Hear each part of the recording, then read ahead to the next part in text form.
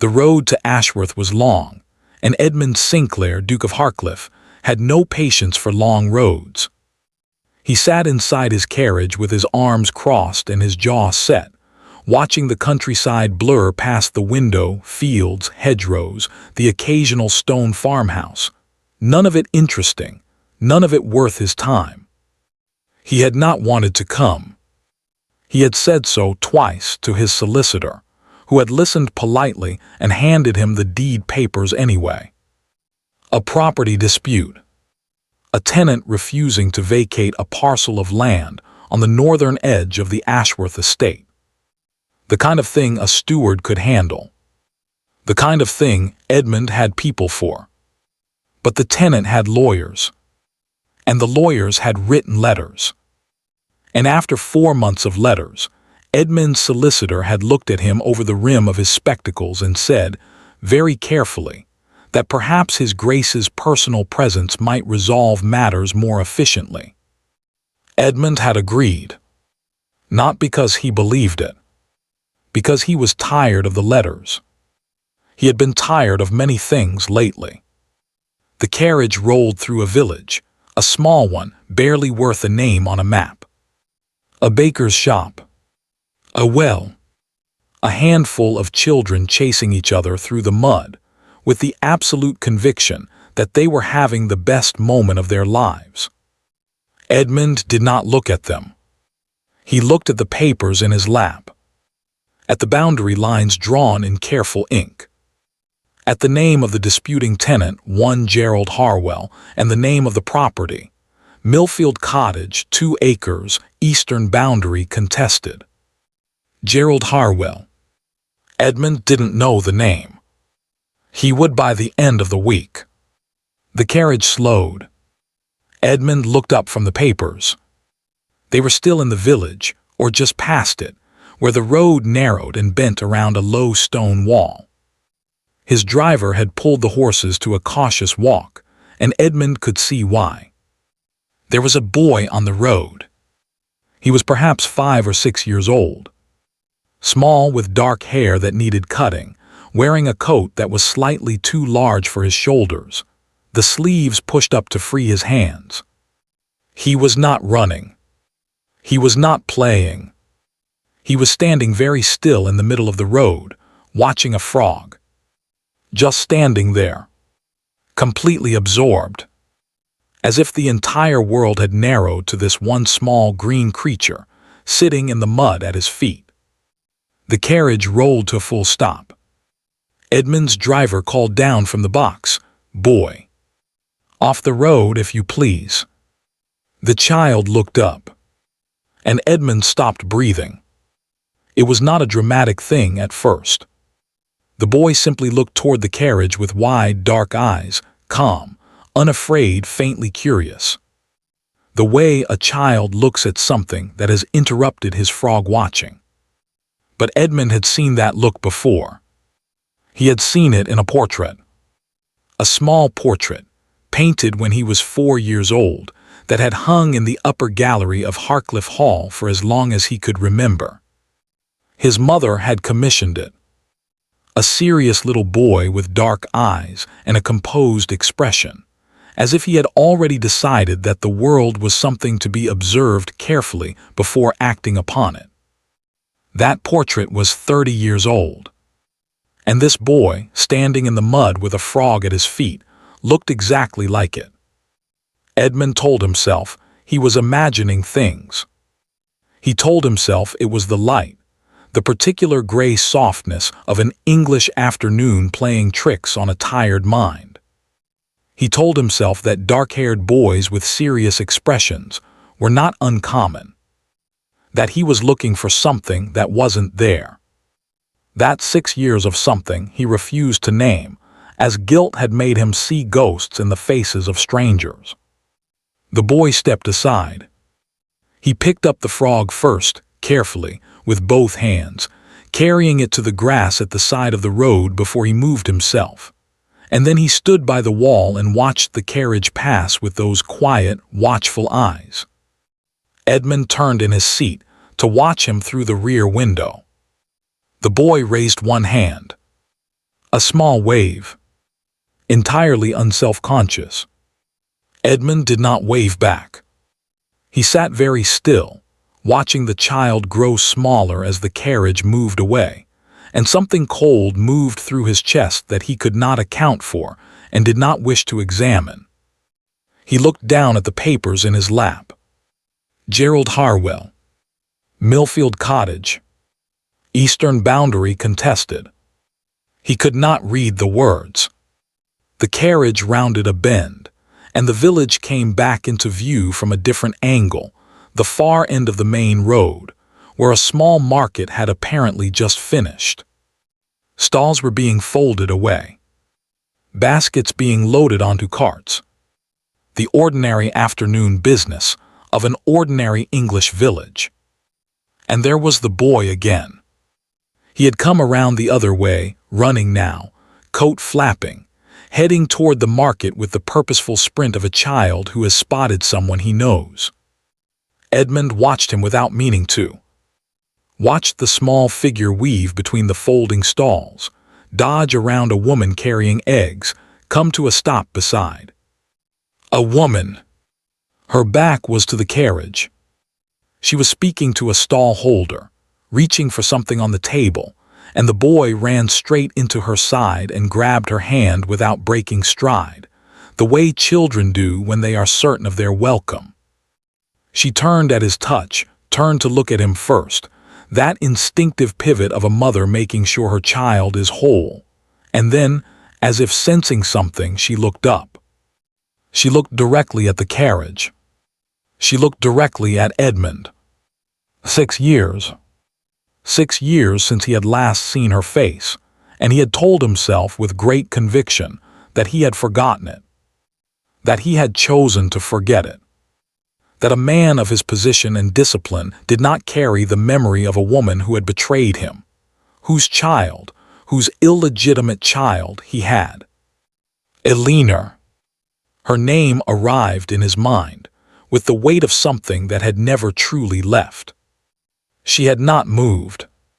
She was still looking at him, and her face had gone very still, not afraid, not angry, not the dozen things he might have expected. Just still. The way a person goes still when they are deciding something important very quickly. The boy tugged her hand. She looked down at him. She said something. Edmund could not hear it through the carriage window, and she turned away, drawing the child with her, walking in the opposite direction without hurrying. She did not look back. Edmund sat in the moving carriage with his hands flat on the papers in his lap, and his mind doing something he could not stop. The boy's face. Elena's child. That portrait in the upper gallery. He thought about the evidence his mother had placed before him 6 years ago. A letter. A witness statement. A doctor's report. He had read them all. He had believed them all because they were there, because they were detailed, because his mother had never given him reason to, because he had been so certain, so absolutely certain that. He stopped. He made himself stop. He was a rational man. He dealt in evidence, in facts, in what could be proven and measured and documented. A child who resembled him meant nothing. Children resembled all manner of people. It was coincidence. It was the light. It was 6 years of something he refused to call grief making him see what he wanted, what he feared, in the face of a stranger's son. Elena had betrayed him. He had the evidence. He looked out the window at the passing fields and said nothing and thought about her face, the way it had gone still when she saw him, and the way she had turned away without hurrying, without flinching, without any of the guilt he had always, somewhere, expected to see. Ashworth House was exactly as dull as Edmund had expected, a serviceable manor, well-maintained, belonging to a cousin who spent most of his time in Scotland.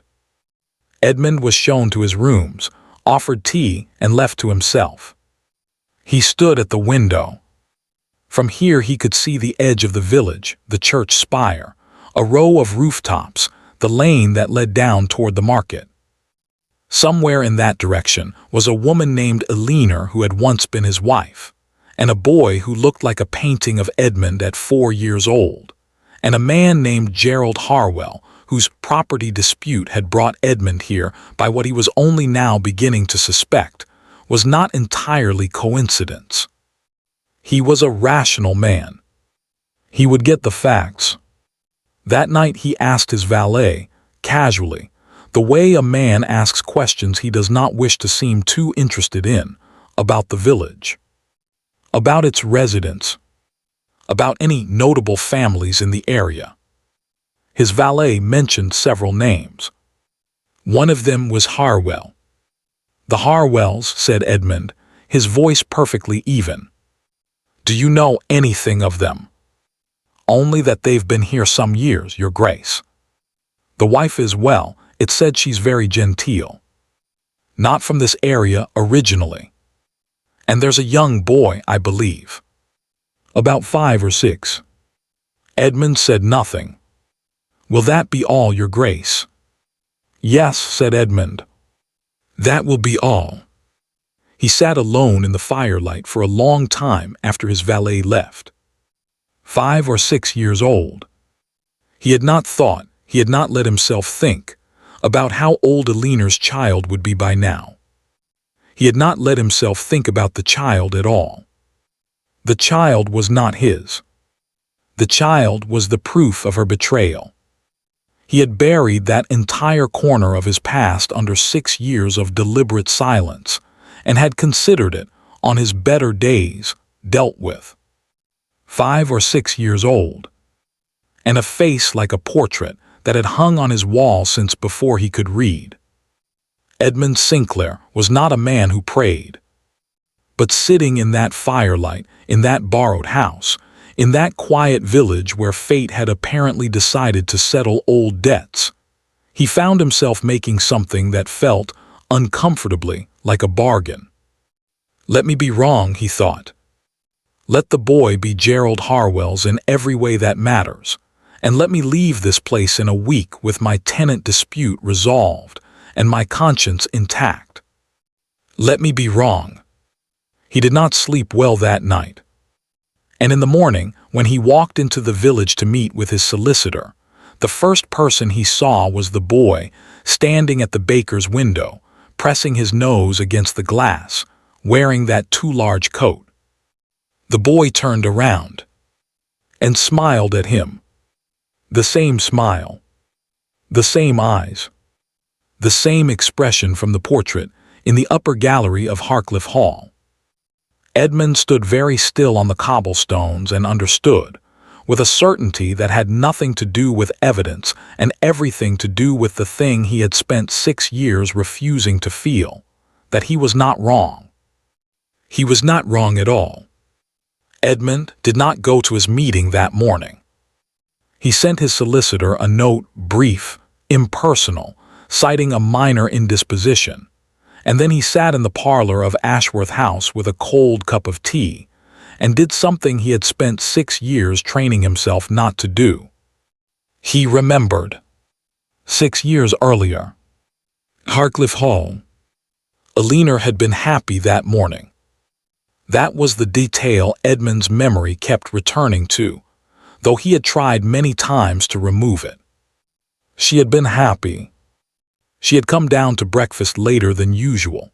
She was 7 months along by then, and the stairs took more effort than she liked to admit, and she had been wearing a pale blue dress that had grown tight at the waist, and her hair was not quite finished, and she had laughed at herself when she sat down, one hand resting on her stomach with the easy, unconscious tenderness of a woman who has already decided she loves the person growing inside her.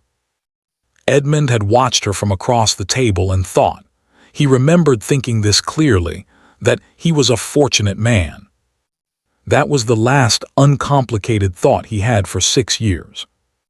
His mother had arrived at 11 o'clock. This was not unusual. Lady Sinclair visited Harcliffe Hall often. She had, in fact, never entirely relinquished the sense that it was still her house, despite Edmund's marriage, despite Elena's quiet and persistent attempts to make it hers. Lady Sinclair moved through the hall with the authority of a woman who had run it for 30 years, and she sat down across from Edmund in his study, with the precise posture of someone who has been preparing for a conversation for a very long time. She placed a leather folder on the desk between them. "I need you to look at something," she said. "And I need you to be calm." Edmund had looked at the folder, then at his mother. Her face was composed, carefully, deliberately composed, in the way of someone holding back something enormous. "What is this?" "Open it." There were 3 documents inside the folder. The first was a letter, written in a hand Edmund did not immediately recognize, neat, masculine, careful. It addressed Elena by her first name. It spoke of meetings, of feelings that had grown beyond what either of them had intended, of a night some 8 months prior, when what had been growing between them had finally. Edmund had put the letter down. He had picked it up again, because he was a rational man, and rational men did not make decisions based on the first 10 seconds of shock. He read it again, more slowly. The second document was a signed statement from a housemaid, a woman who had been employed at Harcliffe Hall for 2 years, a woman Edmund vaguely recognized, a small, quiet woman who had given her notice 3 months ago, citing a family matter. The statement described, in plain and painful detail, having witnessed Elena leaving the house on 3 separate occasions after midnight, on dates that corresponded precisely with the letter. The third document was a medical report. Edmund read the third document twice, and then set it very carefully on the desk, and did not touch it again. The dates, the doctor's careful, neutral language, the implication, laid out in ink that did not flinch, that the child Elena was carrying had been conceived at a time when Edmund had been away, a full 2 weeks in Edinburgh on parliamentary business, and that the dates, measured against what the doctor had observed, did not align with Edmund's return. He sat very still. "Where did you get these?" "That doesn't matter," said his mother. "It matters enormously. Where did you get them?" Lady Sinclair folded her hands in her lap. "The housemaid came to me. She was frightened. She didn't know what to do. As for the letter, it was found." "Found where?" "In Elena's room. In the lining of a travel case she has not used since spring." Edmund said nothing for a long time. Outside the window, the gardens were bright and ordinary. Somewhere in the house he could hear Elena's voice. She was speaking to one of the upstairs maids, something about curtain fabric, entirely domestic, entirely calm. He thought about her face at breakfast, her hand on her stomach, the ease of it. He thought about Edinburgh. He thought about the dates. He sent for her. She came into the study with a small smile, the smile of a woman who has been called by her husband and expects nothing alarming, because nothing alarming has ever happened in the middle of a Tuesday. She saw his face. The smile didn't disappear immediately. It faded slowly, the way light fades when a cloud moves over the sun. "Edmund." "What?" He slid the letter across the desk without speaking. She looked at it. He watched her read it. He watched her face go through several things in quick succession: confusion, then something sharper, then a kind of fear that he catalogued, in his current state, as guilt. "Where did you get this? Is it yours?"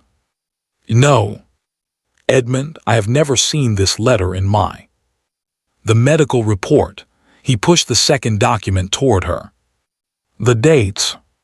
She looked at it. Her hand had started to shake, very slightly, just her fingers. "These dates are wrong.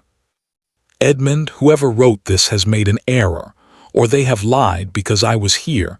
I was here the entire time you were in Edinburgh. I never." "The housemaid," he said. "Margaret." She signed a statement. "Margaret left 3 months ago." "Yes. After she came to my mother." Elena went very still. Then she looked slowly, as if she already knew what she would find at Lady Sinclair, who had remained in the corner of the room, quiet and composed and watchful throughout. Something moved across Elena's face. Not guilt. Something older than guilt and more certain. "Lady Sinclair," she said quietly. "Of course." "Don't," said Edmund. His voice came out harder than he intended. "Don't make accusations. Not now. Not with this in front of me. Edmund, please listen to me." She stepped toward him. He stepped back just slightly, just enough, and the look on her face when he did it was something he would carry for a very long time without ever examining it too closely. "This child is yours. I swear to you on everything I have ever held sacred, this child is yours. I have never been unfaithful to you. I have never even." "The dates, Elena. The dates are wrong. 3 documents. 3 separate sources. All of them wrong. All of them lies." "Edmund." "Enough." He had said it quietly. That was the part he could not forgive himself for later. Not that he had been loud, not that he had raged, but that he had been so terribly, devastatingly quiet. "I want you out of this house by nightfall." Elena didn't move. "Edmund, I will arrange for funds to be sent to an address of your choosing. You will not contact me. You will not contact anyone in my family." "The child," he stopped. "Started again. Whatever arrangements need to be made regarding the child, my solicitor will handle them. I am 7 months pregnant. I am aware. It is October. It is raining. I am aware," he said again, and turned to look out the window, because he could not look at her any more, because something in the way she was standing, something in the absolute absence of performance in her face, was making it very difficult to hold on to what he needed to hold on to. He heard her take a breath. Long, slow, the kind of breath a person takes when they are deciding not to fall apart. "I will go," she said, "because you have made it clear that nothing I say will reach you today. But I want you to hear one thing, Edmund. One thing, and then I will go." He said nothing. She took his silence as permission. "One day you will know the truth. You will know exactly what happened in this room, and who brought those papers to your desk, and why. And on that day, I will not be here. I will not be waiting. I will not have kept a candle in the window for a man who chose documents over his own wife's word." She paused. "I hope, for your sake, that the truth finds you before it is too late to matter." She left the study. He heard her footsteps in the hall, unhurried, steady, and then the sound of her on the stairs, and then nothing. Lady Sinclair rose from her chair. "You did the right thing," she said. "It will hurt now. These things always do. But you did the right thing." Edmund did not answer. He stood at the window and watched the rain come down across the gardens and listened to the sounds of the house, servants moving quietly, doors opening and closing, the careful orchestrated sounds of a household in the process of erasing someone from itself, and he did not move. 3 hours later, a carriage left through the front gates. Edmund stood at the upstairs window. He watched it go. In the parlor of Ashworth House, the fire had burned low. Edmund's tea was stone cold. He had not touched it. He was sitting with his elbows on his knees and his hands clasped in front of him, staring at nothing, doing the arithmetic he had refused to do for 6 years. Edinburgh. 2 weeks away. His return. He had always been good at numbers. Figures, dates, measurements, these were his domain. He had simply, deliberately, chosen not to apply them to this particular problem. Because the documents had been there. Because 3 sources were 3 sources. Because it was easier, in the wreckage of everything, to believe the evidence than to believe that his mother had. He stopped. He made himself go further this time.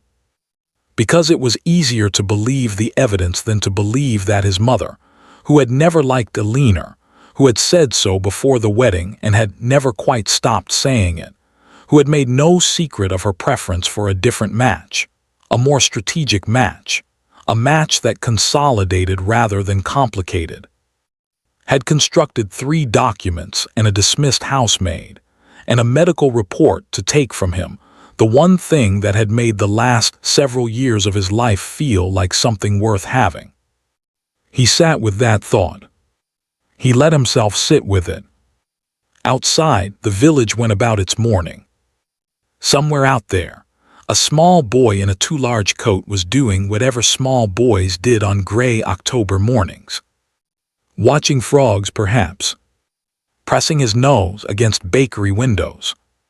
Smiling at strangers with a smile Edmund had last seen in a portrait 30 years old. He had sent her out into the rain. 7 months pregnant, in October, with nothing but the quiet dignity she had refused to surrender, and one promise she had made to a man who did not deserve it. One day you will know the truth. Edmund rose from his chair. He straightened his coat. He picked up his hat from the table by the door, and he walked out of Ashworth House into the gray morning air with the particular expression of a man who has just understood something very large and very bad, and who has decided, with every disciplined fiber of his considerable will, to find out exactly how bad it is. He was going to get the facts. All of them this time. Starting with Gerald Harwell. Elena Harwell woke at 5:30 every morning without an alarm. This was not a habit she had chosen. It was one she had developed, slowly and without noticing, over the course of 6 years. The body's answer to a life that required her to be ready before anyone else was asking. She would lie still for exactly 1 minute in the gray pre-dawn quiet, listening for James, and when she heard nothing she would rise, dress without lighting a candle, and go downstairs to start the kitchen fire herself. The cook arrived at 6. Elena was always there first. Gerald, on the mornings he was home, slept until 9. Millfield Cottage was not, strictly speaking, a cottage.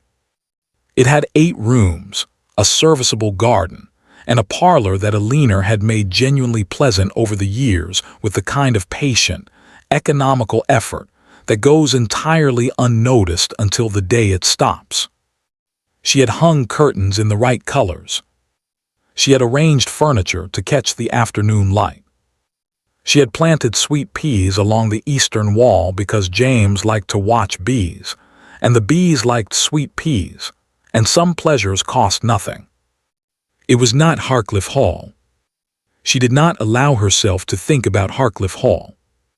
James came downstairs at 6:30, as he always did, with his hair going in 3 directions and his left stocking half off, and a look of absolute morning contentment that Elena suspected he had been born with, and that no amount of difficult circumstance had yet managed to remove. He sat at the kitchen table and watched her make porridge and told her, in great detail, about a dream he'd had involving a talking horse who was also, somehow, the village blacksmith. Elena listened to every word. This was the part of the day she guarded most fiercely. This hour before Gerald woke, before the house required her to be a wife instead of a mother, when it was just the two of them and the fire and James's voice filling the kitchen with everything that still, despite everything, made her life feel like something worth having. She looked at him across the table, really looked, the way she still sometimes allowed herself. And she saw Edmund's jaw and Edmund's eyes, and the particular way Edmund had of going completely still when something caught his attention. James was doing it now, watching a spider make its way across the window glass, with the focused, scientific interest of a boy who found the world endlessly worth examining. Elena looked away. She stirred the porridge and said nothing, and loved her son with the ferocious, uncomplicated love that had been, for 6 years, the only feeling she permitted herself to have without reservation. Gerald Harwell came downstairs at 9:15, which was later than usual, which meant he had been at the decanter again last night after Elena had gone to bed. She could always tell. Not from his face. Gerald was skilled at faces. It was one of the first things she had noticed about him, how easily he arranged his expression into whatever the moment required. She could tell from the way he moved through the kitchen doorway. A fraction too careful. A fraction too deliberate, like a man navigating by memory rather than by sight. "Morning," he said. "Good morning," said Elena. "There's tea." Gerald sat down. He looked at James with the particular expression he reserved for James, not unkind, but not warm either. The expression of a man fulfilling an obligation he had agreed to, without fully understanding its terms. "Boy," he said. "Good morning, sir," said James, without looking up from the spider. Gerald picked up his tea. Elena poured her own and stood at the window and looked at the garden and calculated, as she did every morning, the distance between where she was and where she needed to be. People sometimes asked Elena, carefully, obliquely, in the way that English people ask questions they are not entirely sure they should be asking, how she had come to settle in Ashworth.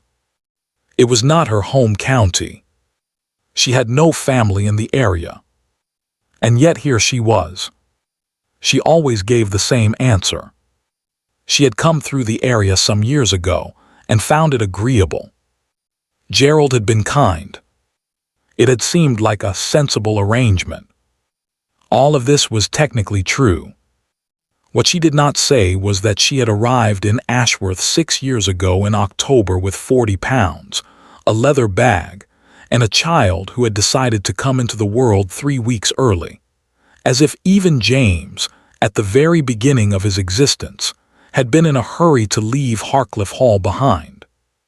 She had been taken in by a widow named Mrs.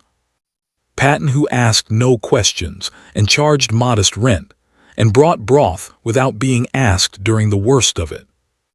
Elena had stayed through the winter. And in the spring, Gerald Harwell had begun. Calling a widower himself, respectable, financially stable, with the air of a man who wanted a particular kind of wife, and had decided, efficiently, that Elena would do. She had not loved him. She had known going in that she would not love him. She had buried that particular capacity in the ruins of a different life, and had no expectation of retrieving it. What she had wanted was a roof. A name that gave James some protection. A context in which to raise her son, without the word illegitimate following him through every door he tried to open. Gerald had offered all of those things. She had not known then about the drinking. She had not known about the debts.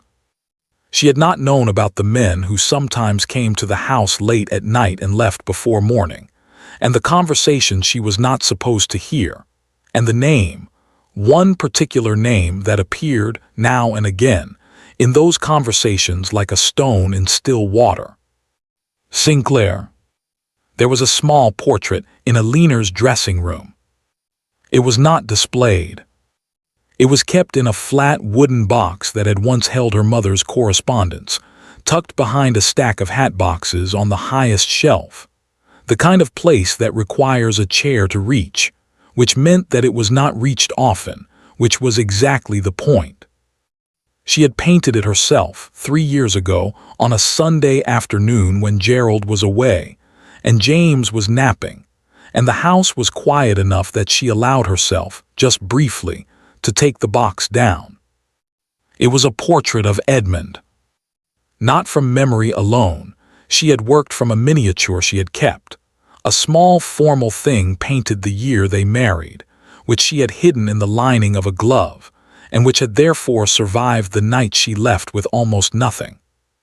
The portrait she had painted was larger than the miniature, more detailed. She had spent the afternoon getting the eyes right, the particular quality of attention in them, the way they could go, in the space of a moment, from warm to unreadable. She had not painted it because she was not over him. She had painted it because James deserved to know someday what his father looked like. Because she was not going to construct a fiction around her son's origins, not entirely, not forever. Because there would come a day when James would ask, and she would need to show him something true. That was what she told herself. She put it away again after an hour, and did not take it down for another 4 months. She had not expected to see him. She had been at the market because she went to the market every Thursday, and it was Thursday, and she needed ribbon and butter and a new candle mold, and there was no reason, no conceivable reason, to expect that the Duke of Harcliffe would be passing through Ashworth on a Thursday in October in a very good carriage going rather slowly. James had found her at the ribbon stall. He had grabbed her hand in that unceremonious way of his, and she had turned to check on him. She always turned to check on him. It was automatic. It was permanent. And then some instinct she could not have named made her look further, out toward the road. At the carriage. At the figure inside it. She had known him in an instant. She would have known him in less. She had spent 6 years practicing not thinking about his face, which had given her an exceptionally detailed memory of it. He was looking directly at her. She did not allow herself to feel anything for the 3 seconds it took to make a decision. Then she looked down at James, at his upturned face, his dark eyes, his expression of mild curiosity about whatever his mother was staring at, and something moved through her chest like cold water. She turned away. She walked away at a measured pace, James's hand in hers, and she did not look back, and she did not allow her breathing to change until they had turned the corner and the carriage was no longer visible. Then she stopped, put one hand on the stone wall beside her. Breathed. James looked up at her. "Mama, are you unwell?" "No, darling," she said. "I'm perfectly well." She was a very good liar when she needed to be. 6 years of practice. She put James to bed at 7. She read him 2 chapters of the book they were working through, something involving pirates and a missing map, which James considered the height of literary achievement, and she sat with him until his breathing slowed and his hand went loose around hers.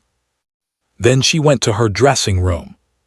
She pulled the chair to the wardrobe, climbed it, reached to the back of the highest shelf, past the hat boxes, and took down the wooden box. She sat on the floor with it in her lap for a long time without opening it. He was here. He was in Ashworth, which meant he was here for the property dispute. Gerald had mentioned it, weeks ago, with the careful casualness of a man mentioning something he does not want to appear to care about. The Duke of Harcliffe.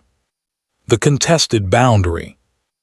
Edmund was here on business and would leave when the business was concluded and would never know, had no reason to know, that the woman at the market was. But James had been on the road that morning. James, who looked exactly like that portrait in the box. Elena opened the box. She looked at the painting for a long time. Then she closed it, put it back on the shelf, and sat in the quiet of her dressing room with her hands in her lap and the particular expression of a woman who has spent 6 years building a careful life and has just felt the ground shift under it. From somewhere downstairs came the sound of the front door. Gerald home late. And behind it something else. A voice she didn't recognize. Low, quiet, the kind of voice that doesn't want to carry. Elena stood. Moved to the door. Listened. Gerald's voice, then the stranger's. A word repeated twice that stopped her breathing. Sinclair. She stood very still in the dark of the upstairs corridor with her hand on the doorframe and her heart doing something loud and inconvenient. And she understood, with the sudden, sickening clarity of a woman who has been patient long enough, that Edmund Sinclair had not arrived in Ashworth by accident, and that whatever had brought him here was connected, in ways she could not yet see, to the man she had married and the name he was not supposed to know, and the debt he owed to people who did not forgive debts. She went back to bed. She did not sleep. And in the morning, when James came downstairs with his hair in 3 directions and told her about another dream, this one involving a duke who could talk to horses, Elena poured his porridge and said nothing and decided, quietly and without drama, that she was done being careful. It was time to find out exactly what Gerald Harwell had to do with the Sinclairs. Before someone else did. Edmund Sinclair had built his reputation, in part, on knowing when a thing did not add up. In Parliament, in business, in the long, careful management of an estate that encompassed 11 properties across 4 counties, he had learned that the most dangerous errors were not the obvious ones. The obvious ones announced themselves. The dangerous errors were the ones that looked like everything was fine. That looked, in fact, slightly too fine. Too neat. Too resolved. He was thinking about this as he walked through Ashworth village on Friday morning, with no particular destination, an extremely particular purpose. 3 documents. 6 years ago. 3 separate sources, all pointing to the same conclusion, all arriving on the same morning, all delivered by his mother. He had believed them because they were there. Because they were detailed. Because he had been in shock, and his mother had been calm and Elena had seemed guilty. He thought about Elena's face now. Not the face he had catalogued as guilt 6 years ago. The face she had made when she saw Lady Sinclair in the corner of the room. Not guilt. Recognition. Of course, she had said. As if she had always known it would come from that direction, and had only been waiting to find out when. His meeting with the local solicitor regarding the Harwell property dispute lasted 23 minutes, which was 18 minutes longer than Edmund needed, and 5 minutes shorter than the solicitor would have liked. Edmund agreed to the relevant terms, signed the relevant papers, and then, very casually, the way a man asks questions he has already decided are important, mentioned that he had encountered a Mrs. Harwell in the village, and believed she might be an acquaintance of an acquaintance. The solicitor brightened. People in small villages always brighten when asked about other people in small villages. It is one of the more reliable constants of English life. Mrs. Harwell, yes, charming woman. Came to the area perhaps 6 years ago, I believe. Before my time here, but I understand she arrived rather suddenly. Married Mr. Harwell within the year. And Mr. Harwell, said Edmund. A local man. Not originally, no. He came from somewhere in the north. He has various business interests. The solicitor's voice had shifted, very slightly, on the words various business interests. The shift of a man choosing diplomatic language for something that did not entirely deserve it. What sort of interests? A pause. He keeps rather varied company, Your Grace. That is perhaps the most accurate way I can put it. Edmund noted the pause. He noted the phrasing. He thanked the solicitor and left. There was a letter waiting for him at Ashworth House when he returned. He had written to his London secretary the previous evening, a carefully worded request for any information available regarding one Gerald Harwell, business connections, financial standing, known associates. The response, for a letter sent barely 24 hours ago, was impressively fast, which meant his secretary had not needed to look far. Edmund read it standing in the hall, still in his coat. Gerald Harwell had debts, significant ones, accumulated over several years through a combination of gambling, failed speculation, and what the letter delicately described as arrangements with parties of uncertain reputation. He had twice narrowly avoided legal proceedings. His current financial position was, according to Edmund's secretary's sources, precarious at best. And he had buried near the bottom of the letter, in the same careful tone, a long-standing connection to a firm of money lenders whose primary London patron was known to operate under the protection of a peer of the realm. The peer's name was not given, but the firm's name was. Edmund had seen that firm's name before, in his mother's household accounts. 3 years ago, when he had been reviewing her finances after his father's death, and she had explained, briefly and without elaboration, that she had made some investments through an intermediary. He stood in the hall for a long time.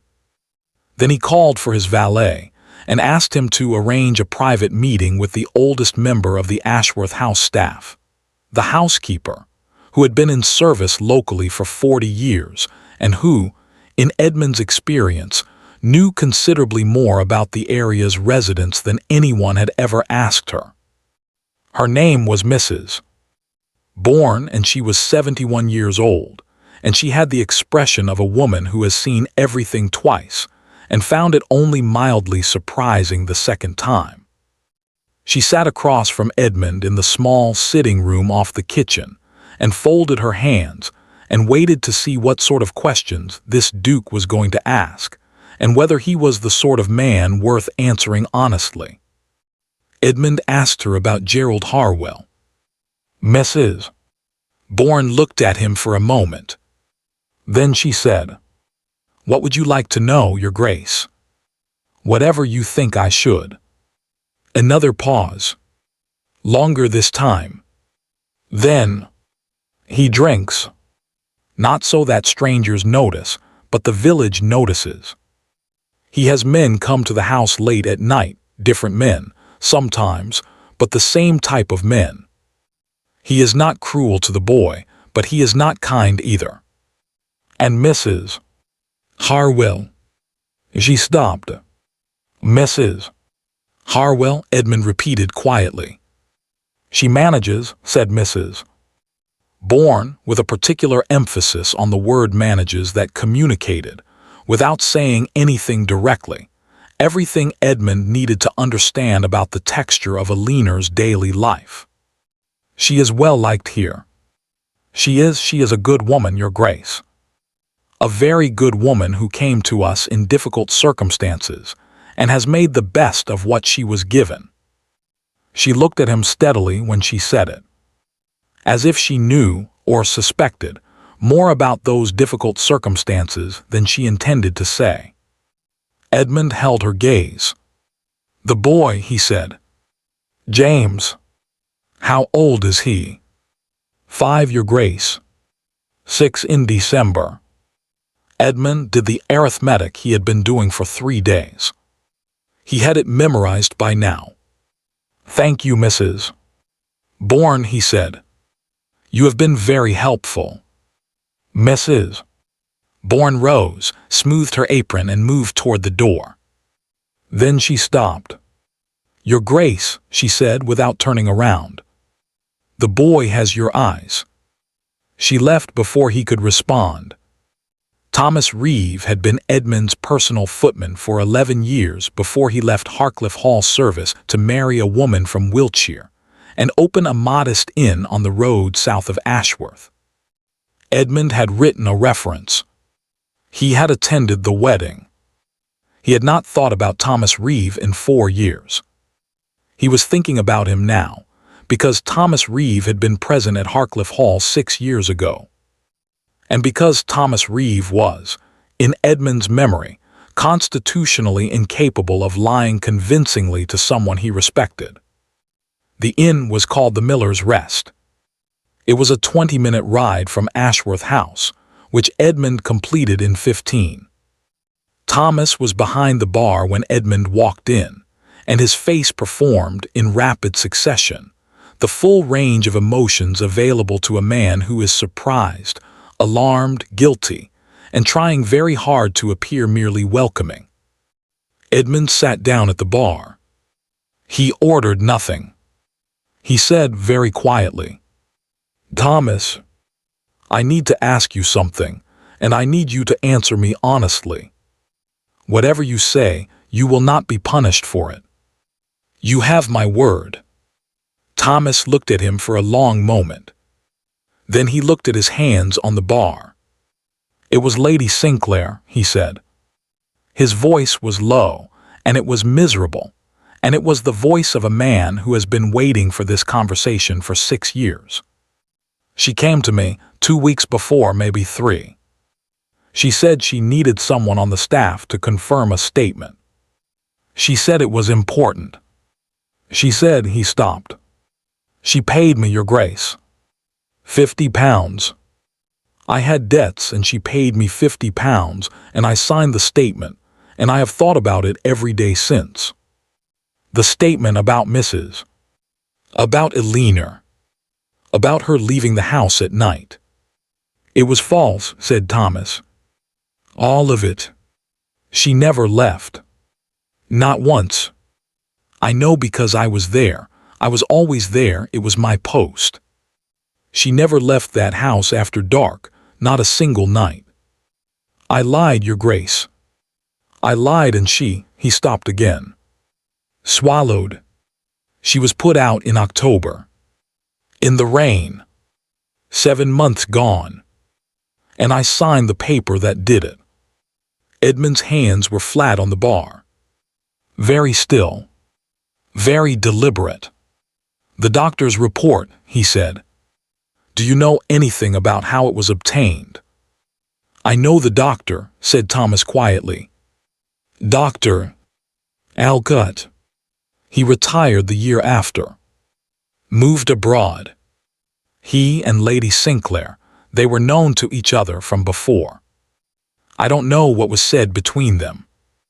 But I know the dates in that report were not what he told Mrs. Sinclair in the summer. I heard him myself, in August, telling her the confinement was expected in January. And then in October the report said different. Edmund said nothing. January. The child was expected in January, which meant conception in April, which was not Edinburgh, which was home, which was exactly when Edmund had been home. He rode back to Ashworth House slowly. This was not because he was uncertain. He was, in fact, more certain than he had been about anything in 6 years. The certainty sat in his chest like a stone, heavy, immovable and sharp at every edge. His mother had forged a letter, bribed a footman, arranged a false medical report through a physician who had since conveniently left the country. She had constructed, with patience and precision and what must have been months of planning, the exact architecture of evidence needed to convince a rational man that his wife had betrayed him. And he had believed it. He had believed it because he was rational, and rational men believe evidence. because the documents were there, and Elena's word was only her word, and his mother had never, had always, he had trusted. He stopped the horse at the top of the hill above the village. Below him, in the late afternoon light, Ashworth spread out in its ordinary, quiet way. Smoke from chimneys. A dog barking somewhere. The lane that led past the market, past the bakery, down to the eastern edge of the village where Millfield Cottage sat behind its stone wall with its sweet peas gone to seed for winter. Elena was down there. Elena, who had told him the truth in his study 6 years ago while he stared out the window because he could not bear to look at her. Who had walked out into the October rain with 40 pounds and a child who was coming too soon. Who had built a life, a careful, economical, genuinely decent life, out of what he had left her with. Who had, he now understood, married Gerald Harwell. Gerald Harwell, with his late-night visitors and his uncertain finances, and his connection to a firm that traced back, through careful and deliberate layers, to Lady Sinclair's household accounts. Not a coincidence. Not a coincidence at all. Edmund sat on his horse at the top of the hill and looked at the village below him and understood, fully and without mitigation, the shape of what his mother had done. She had not simply removed Elena from his life. She had placed her somewhere she could be watched, controlled, kept within reach of people who owed Lady Sinclair favors, in a house with a man who owed Lady Sinclair money, in a situation from which Elena could not easily leave without losing the one thing, her son's stability, that she would never risk. It was not cruelty for its own sake. Lady Sinclair was not cruel for its own sake. It was architecture. It was the long, patient construction of a situation that served her purposes, maintained her control, and kept Edmund's heir, because she must have known, she must have always known within her indirect reach. Edmund turned his horse toward Ashworth House. He needed to write a letter to his mother, and he needed to choose his words very, very carefully, because the wrong ones would warn her. And Lady Sinclair, warned, was considerably more dangerous than Lady Sinclair surprised. Edmund had not planned to go near Millfield Cottage. He had, in fact, made a very clear decision the previous evening, sitting at the writing desk in his borrowed room at Ashworth House, with his letter to his mother half-drafted in front of him, that he would proceed carefully, methodically, that he would gather the remaining facts he needed before doing anything that could not be undone, that he would not go near Elena, or near the cottage, or near the boy, until he understood the full shape of what he was walking into. This was the rational course of action. He had set out the following morning for a walk along the eastern lane, purely for the air, purely for the exercise, and had arrived, by a route he declined to examine too closely, at the stone wall that ran along the boundary of the Millfield Cottage garden. He stopped, told himself he would turn back in a moment. From inside the garden came the sound of a small boy conducting a very serious conversation with what appeared, from the evidence available, to be a stick. James was alone. He was crouched in the far corner of the garden near the bare stalks of what had been, in summer, a considerable quantity of sweet peas, and he was holding a stick approximately twice as long as his arm, and he was engaged in what Edmund gradually understood to be a military campaign against an enemy fortress represented by a stack of stones. The campaign appeared to be going well for James's side. Edmund stood at the wall and watched and told himself, for the third time, that he was about to turn back. James looked up. He did not look startled. He looked at Edmund with the calm, appraising expression of a child who has been raised by a careful woman and has therefore learned to take the measure of strangers before deciding what to do with them. Then he said, "You're the man from the road." "I am," said Edmund. "You were in the carriage." "Yes." James considered this. "Are you lost?" Edmund looked at the lane behind him, then back at the boy.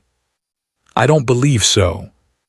"You look like you might be," said James, with the frank diagnostic confidence of someone who has decided to be helpful regardless of whether it is wanted. People who stop and look at walls usually are. Edmund found, to his considerable surprise, that he almost smiled. "I was walking. I stopped to rest." "You can come in if you like," said James. "Mama says we should be hospitable to travelers." I don't know if that means people who are just walking, but I think it probably does. Edmund should have said no. He was aware, clearly and in real time, that he should have said no. "Thank you," he said, and opened the garden gate. James showed him the fortress. Edmund crouched beside it and examined it seriously, because it deserved serious examination. The stones had been selected with some care, the larger ones at the base, the arrangement not entirely unlike actual defensive architecture, and he said so. James looked pleased in the careful way of a child who is pleased, but does not want to seem too eager about it. "I read about castles," he said. "In a book. Mama reads to me every night, but sometimes I look at the pictures by myself during the day." "What kind of books?" "All kinds. Right now we're reading about pirates. Before that it was natural history. That's animals and plants and things. I like the insects best. Mama doesn't like insects, but she reads about them anyway because I do." He said this with perfect matter-of-factness, as if it had not occurred to him that a mother reading about insects she disliked, because her son was interested in them, was anything other than entirely normal. As if it had never crossed his mind that this might not be true of all mothers everywhere. "And the stick. Is that a sword or a cannon?" James looked at the stick. "It's a battering ram," he said. "Swords don't work on fortresses. You have to either go over the walls or break the gate."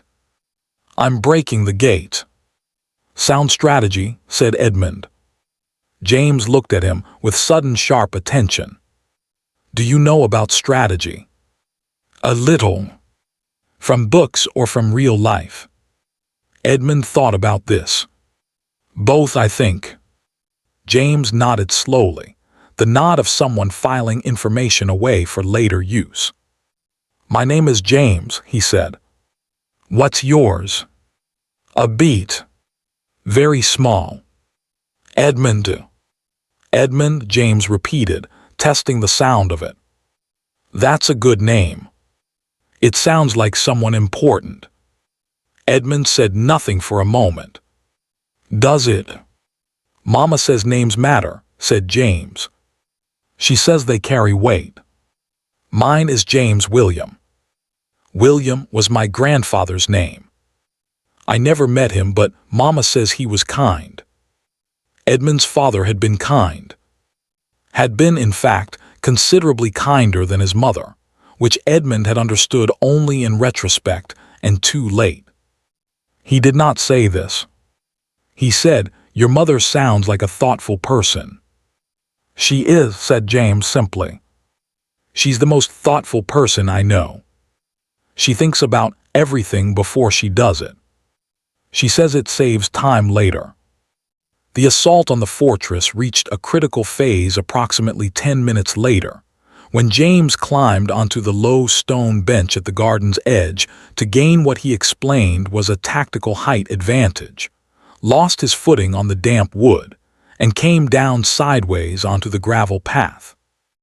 Edmund was beside him before the boy had finished registering what had happened.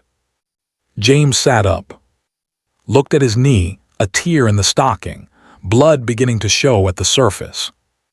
He looked at it with the focused, analytical expression of someone assessing damage rather than reacting to pain. Then his face did something, a small, involuntary crumple, quickly controlled. The face of a child who has been taught, or has taught himself, not to make a fuss.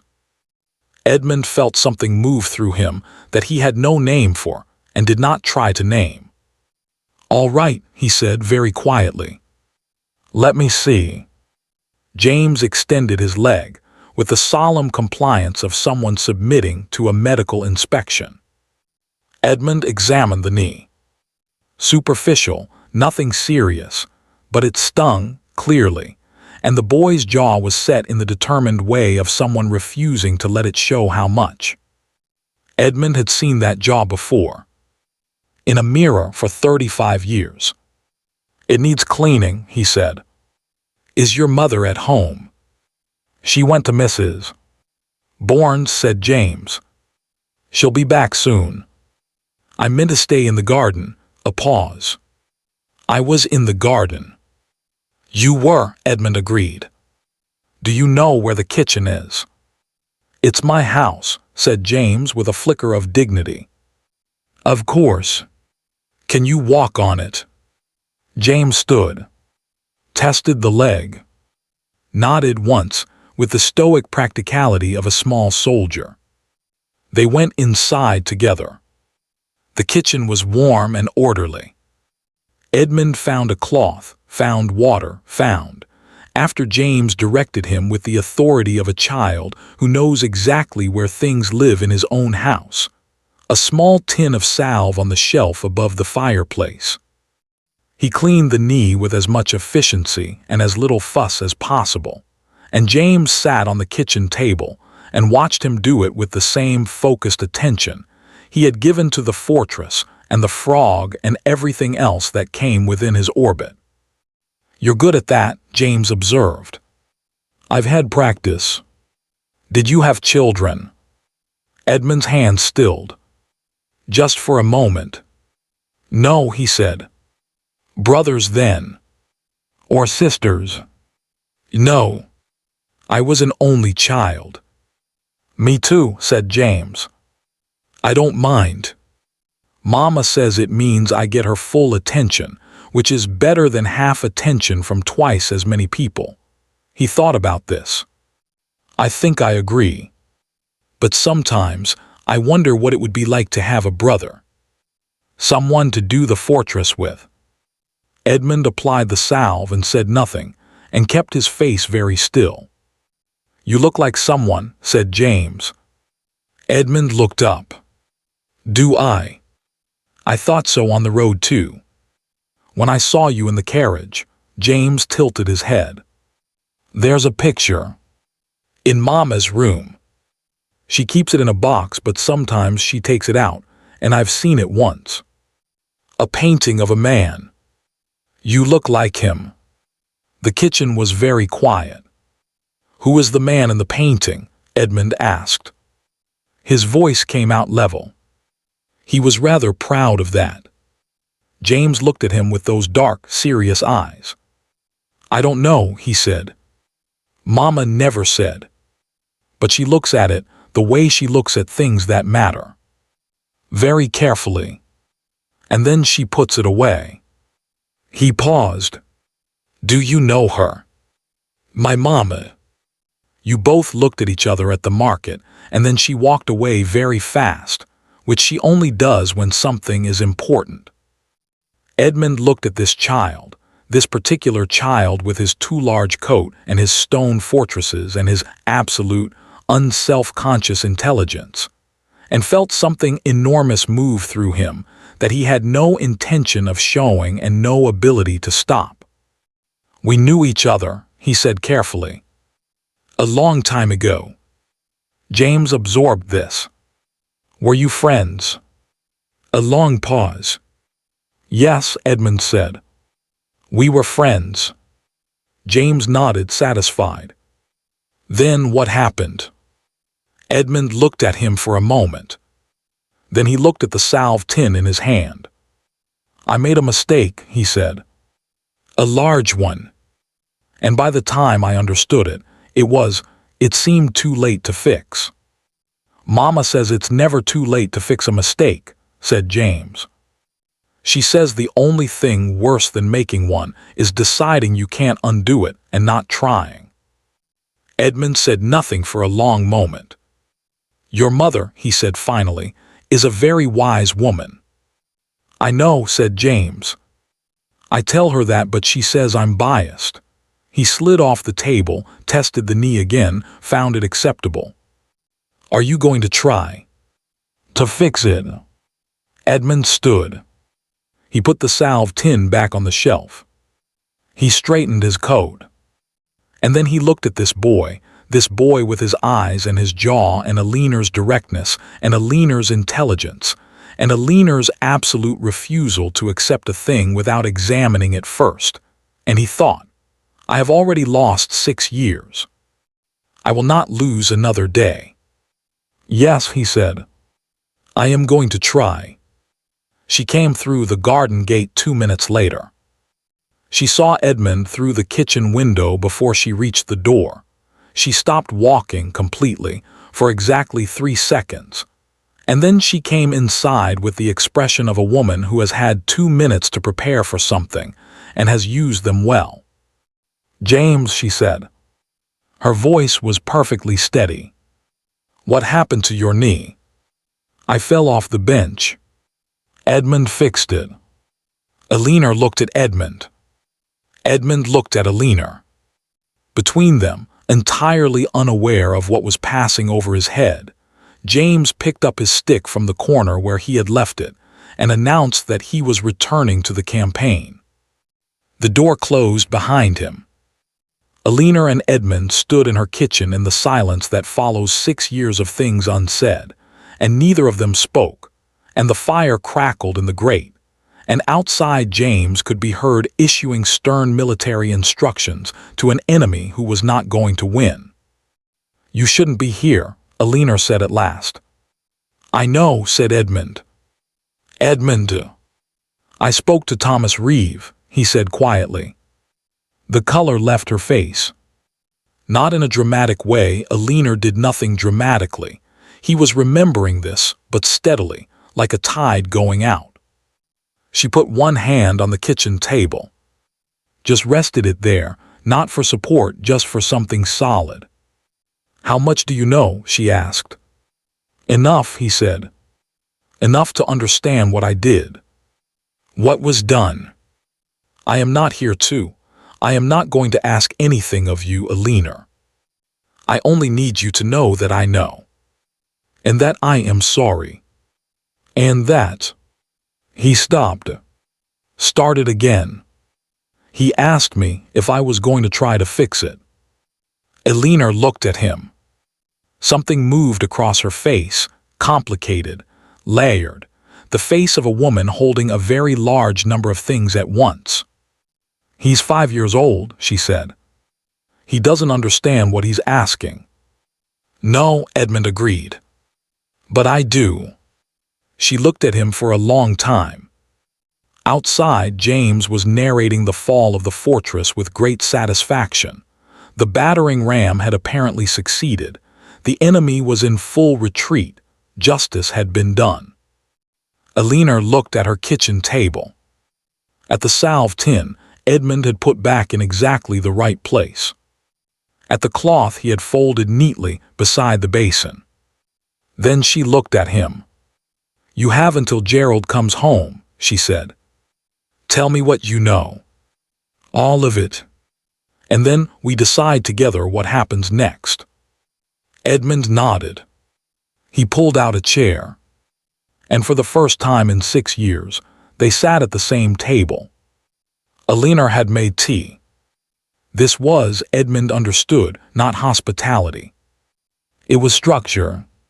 Something to do with her hands while she decided how much to say, and in what order, and to what end.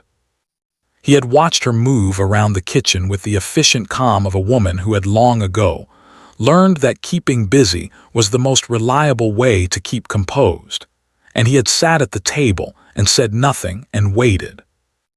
Outside, James had apparently defeated the fortress comprehensively and moved on to a new campaign involving the garden wall. Elena sat down. Put 2 cups on the table. Did not touch hers. How much, she said, do you actually know? Thomas Reeve confirmed the statement was false. I have reason to believe the medical report was arranged. And I have found a financial connection between my mother and Gerald Harwell that I do not believe is coincidental. Elena looked at him steadily. It isn't. A pause. Tell me, said Edmund. Elena picked up her cup, set it down again without drinking. And then, with the precise economy of a woman who has been carrying a very heavy thing alone for a very long time and has just been offered, for the first time, someone strong enough to help hold it, she told him. She had not known when she married Gerald that he was already in debt. She had known he was not wealthy, not in the way Edmund was wealthy, not in the way she had once, briefly and without quite realizing it, taken for granted. But he had a house. He had an income, modest but present.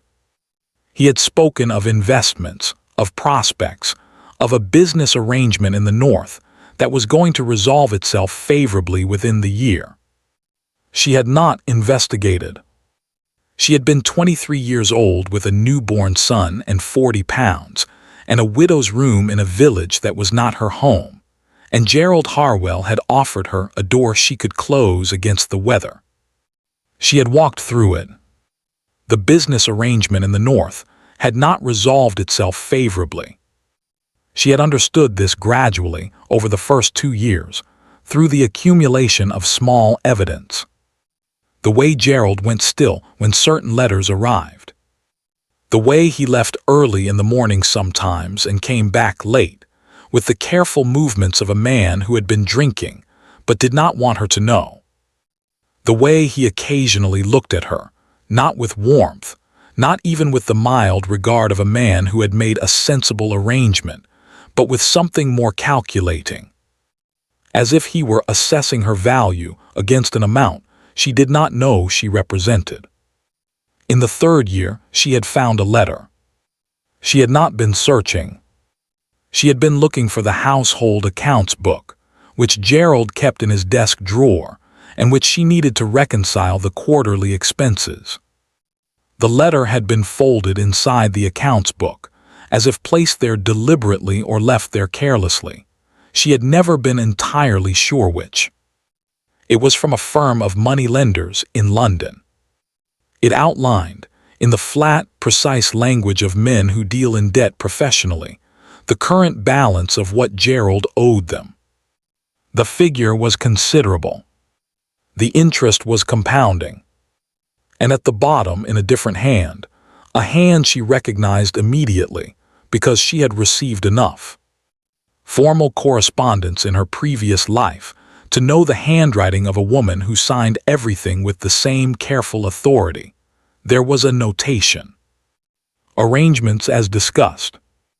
The asset remains in place. Do not contact the subject directly. The asset. Elena had stood at Gerald's desk with the letter in her hands for a long time. Then she had put it back exactly where she found it, closed the drawer, gone upstairs, and sat on the edge of her bed and been very, very still for approximately 10 minutes.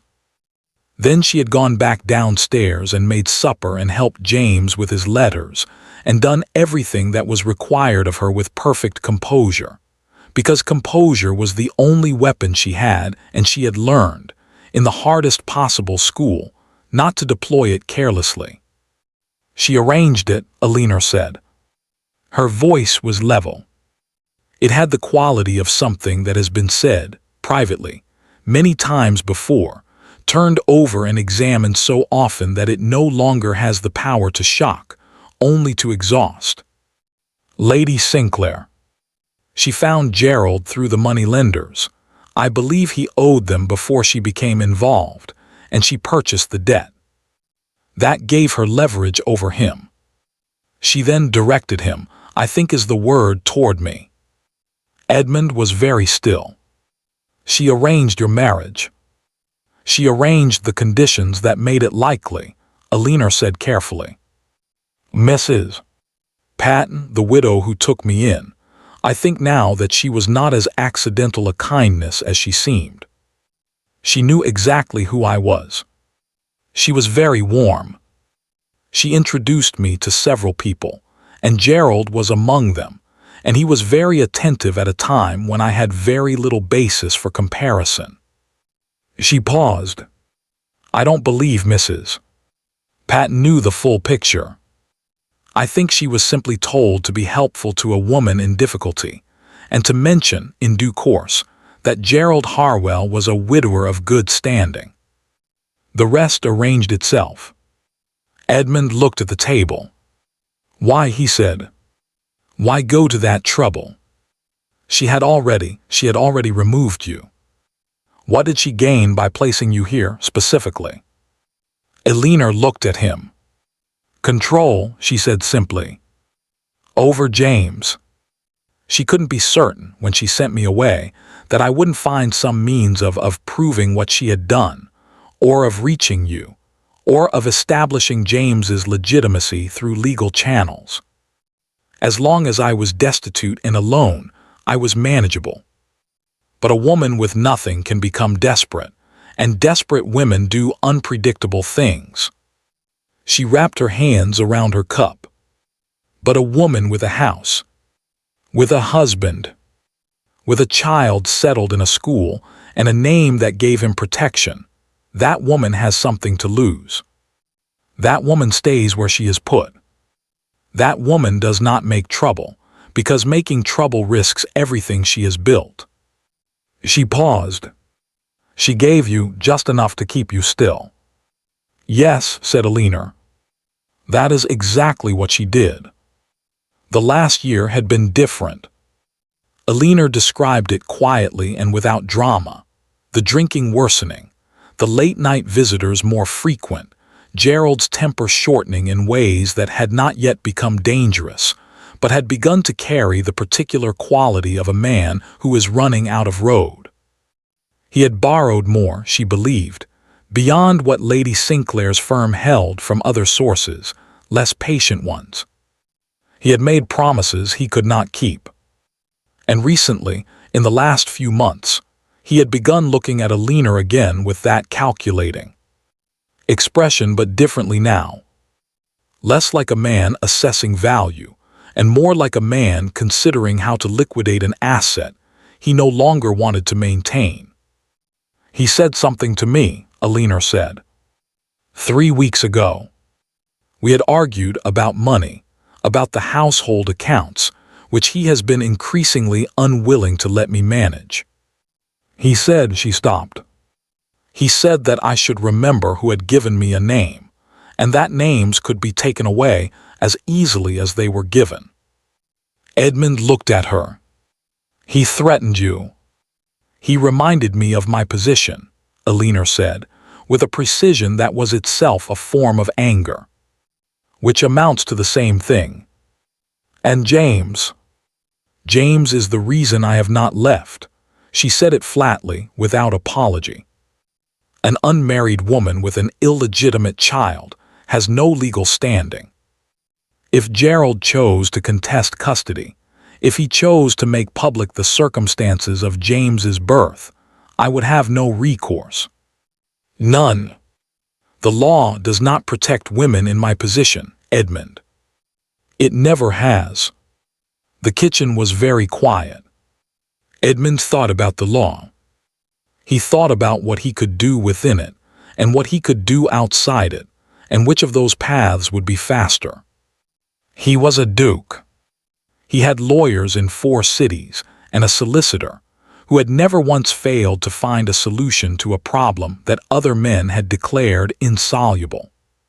He thought about Gerald Harwell, who had spent 6 years living in a house with Edmund's son and calling him boy.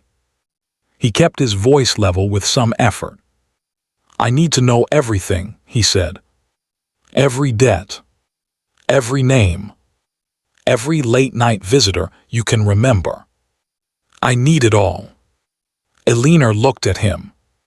What are you going to do? I'm going to take him apart, Edmund said quietly. Legally. Completely. And then I am going to ensure that he cannot put himself back together. They heard the front door at 2:30. Elena was on her feet before the sound had finished, not running, not panicked, but moving with the practiced efficiency of a woman who has spent years calculating exactly how much time she has between a door opening and a confrontation she is not ready for. "Go," she said very quietly. "Elena." Through the garden. The gate at the far end opens onto the lane. "Go now, before he comes to the kitchen." Edmund stood. He looked at her, at this woman who had just spent an hour handing him the architecture of 6 years of careful survival, and he said, equally quietly, "I will come back." "I know," she said. And the way she said it, not relieved, not grateful, but certain, the way a person is certain of a thing they have stopped hoping for and started believing, was the most important thing anyone had said to Edmund in a very long time. He went through the garden. He found the gate. He came out onto the lane just as he heard, from inside the cottage, Gerald Harwell's voice calling for his wife. He stood on the lane for a moment. James was at the far end of the garden, still engaged with the wall, still narrating to himself in the low, serious voice of a child absorbed in something important. He had not seen Edmund leave. He was crouched over something in the grass, a beetle, perhaps, or another frog, with his coat sleeves pushed up and his dark eyes focused, and his whole small person radiating the absolute contentment of a child who has had, so far, a very satisfactory morning. Edmund watched him for a moment longer than he should have. Then he turned and walked back toward Ashworth House, and his face, for the first time in 6 years, had lost the careful blankness he had worn like armor. He was angry. He was angry in the clean, focused, entirely purposeful way of a man who has finally identified the problem and is ready at last to solve it. Gerald Harwell came home that afternoon with the smell of drink on him and the expression of a man who had received bad news and was deciding who to blame for it. He found Elena in the parlor, mending. James was at the table with his books. The scene was exactly as it always was, orderly, quiet, a household running on Elena's invisible effort, and Gerald stood in the doorway and looked at it all with the dissatisfied air of a man who has been given something he wanted and has since decided he wants something else. "There was a carriage outside this morning," he said. "A good one." "Whose was it?" Elena did not look up from her mending. "I didn't notice a carriage." "Mrs. Cole said she saw a man at our gate." "I couldn't say. I was at Mrs. Bourne's until midday." Gerald looked at James. "Boy, was there a man at the gate this morning?" James looked up from his book. He looked at Gerald with the calm, assessing expression he used for things he had not yet decided about. "A man helped me when I fell," he said. "He fixed my knee. Then he left." Gerald looked at the mended knee. Looked at Elena. "Who was he?" "A traveler," said James. "He was very kind." Gerald stood in the doorway a moment longer. Then he went to his study and closed the door, and Elena listened to the sound of the decanter being opened, and she kept her eyes on her mending and her face entirely composed. James watched her from across the table. "Mama," he said quietly. "Yes, darling." Edmund said he was going to try to fix it. Elena's needle paused. Just for a moment. "Did he?" "I think he meant it," said James. He had the face of someone who means things. Elena looked at her son, at his dark eyes, steady and serious, watching her with the particular attention of a child who understands more than he is supposed to, and something moved through her chest that she had not allowed herself to feel in a very long time. Hope. She had been so careful not to feel it. Hope was the most dangerous thing she knew, more dangerous than Gerald's temper, more dangerous than Lady Sinclair's reach, more dangerous than the law and its indifference and all the ways it had failed to protect her. Hope made you lean towards something. Hope made you want. And wanting, in her experience, was how you got hurt. But her son was looking at her with Edmund's eyes and telling her that Edmund had the face of someone who means things, and she found, despite everything, despite 6 years of careful, disciplined, well-earned caution, that she believed him. She went back to her mending. In his study, Gerald poured a second drink and sat at his desk and stared at nothing, and after a while he reached for paper and a pen and wrote a short letter, 3 sentences, no more, and sealed it and put it in his coat pocket to post in the morning. It was addressed to London, to the firm whose name appeared at the bottom of the letter Elena had found in the household accounts 3 years ago. And at the top, in Gerald's cramped, slightly unsteady hand, he had written 4 words that would, within 48 hours, reach a woman in a very good house in Mayfair who had spent 6 years believing she had thought of everything. He is here. Sinclair. Lady Sinclair arrived in Ashworth on Monday morning. This was not, Edmund realized later, a surprise. He had written to her, carefully, strategically, a letter that revealed nothing while implying everything, designed to draw her out before she could fortify herself behind lawyers and distance, and the long-practiced composure of a woman who had spent 40 years getting exactly what she wanted. He had expected her to send an intermediary. A solicitor, perhaps. A carefully worded response. He had not expected her to come herself. But then, he reflected, he had perhaps underestimated how alarmed Gerald's letter had made her. And Lady Sinclair, alarmed, apparently preferred to manage things in person. She arrived at Ashworth House at 10 o'clock with 2 trunks, a lady's maid, and the expression of a woman paying a perfectly ordinary social call. She kissed Edmund on the cheek. She admired the house. She accepted tea. Edmund waited until the maid had withdrawn and the door was closed. Then he sat down across from his mother and looked at her, and did not say anything, and let the silence do its work. She lasted 4 minutes before she spoke first. This was, Edmund suspected, longer than most people would have managed. "You've been making inquiries," she said. Her voice was perfectly pleasant.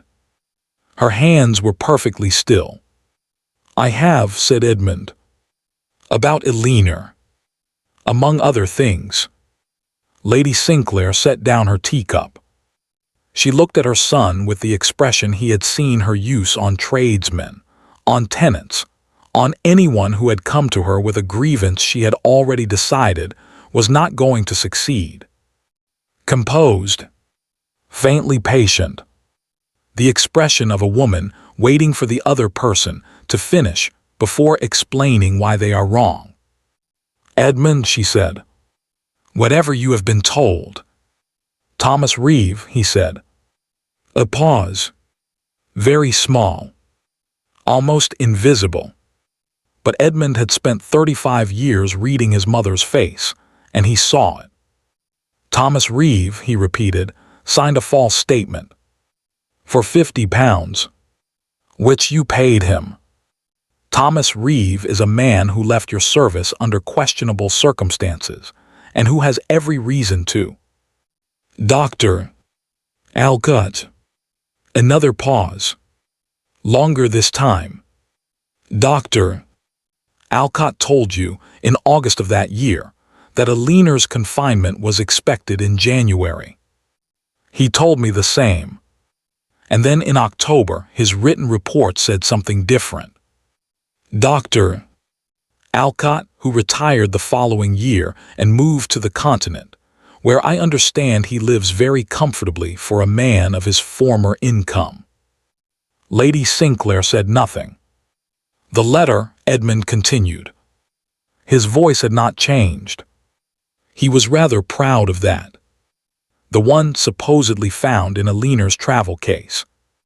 "I have had it examined by a man whose entire professional life has been devoted to the analysis of documents. The paper, he tells me, was manufactured no earlier than 18 months before Elena and I married. The ink composition is consistent with a supplier in London who stock Elena, who grew up in Shropshire and had no London connections before our marriage, would have had no reason to use. And the handwriting," he paused, "is not a match for any sample of Elena's correspondence in my possession. But it is an interesting match for something else." He reached into his coat and placed a single sheet of paper on the table between them. It was a sample of handwriting. Disguised but not quite well enough, the particular formation of certain letters, the slight leftward lean, the way the capital E was made in 3 strokes instead of 4. Edmund had noticed it 3 days ago, and had spent an entire evening being certain before he allowed himself to be certain. Lady Sinclair looked at the paper. She looked at it for a long time. Then she looked up at her son, and for the first time in Edmund's memory, he saw something move through her face that was not composure. Not quite fear. Something older than fear and more honest. She had not expected him to find the letter. "I did it for you," she said. Edmund said nothing. "She was not right for you. She was not the match this family needed. She had no connections, no fortune, no. She was my wife. She was a mistake. A young man's mistake, made in haste, without proper consideration of what the Sinclair name requires. I spent 30 years building what this family is, Edmund.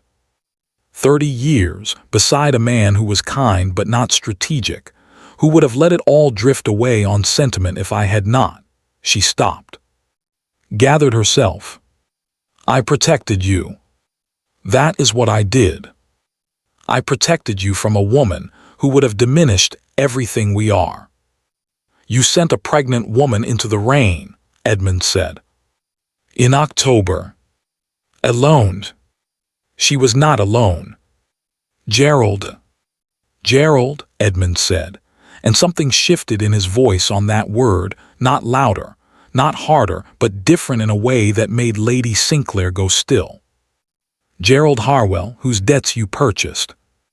Gerald Harwell, whom you directed toward Elena when she was at her most vulnerable, in a village you had selected, through a widow you had primed. Gerald Harwell, who has spent 6 years watching my son grow up and calling him boy." Lady Sinclair's chin lifted. The child's legitimacy was never. "His name is James," said Edmund. "He is 5 years old. He builds fortresses out of garden stones and reads natural history, and he has my eyes and my jaw and Elena's intelligence and Elena's courage. And he has spent 5 years in a house with a man who looks at him like an inconvenience, because you decided that Elena was not good enough for the Sinclair name." He leaned forward. Just slightly. His voice dropped. "You will tell me, right now, everything. Every name, every arrangement, every favor called in and debt manipulated. Everything you know about Gerald Harwell's finances and his connections, and whatever hold you believe you still have over this situation. You will tell me all of it. And then you and I will discuss what happens next." Lady Sinclair looked at her son across the table. This son she had made, she had shaped. She had given everything she had to build into something worthy of the name he carried, and saw something in his face she had not seen before. He was not angry in the way she had seen him angry before. He was not the anger of a young man, hot and recoverable. This was something colder. Something final. She told him everything. It took 40 minutes. Gerald's original debt had been to a different firm entirely.